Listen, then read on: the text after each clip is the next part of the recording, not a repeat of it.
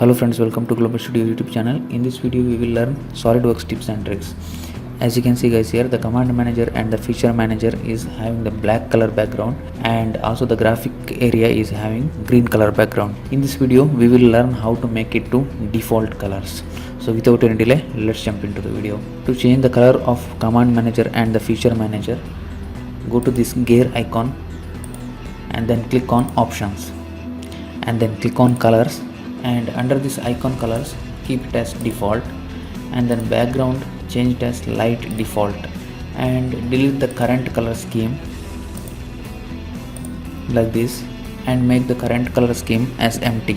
And in color scheme setting, select the first option, viewport background, and then select OK.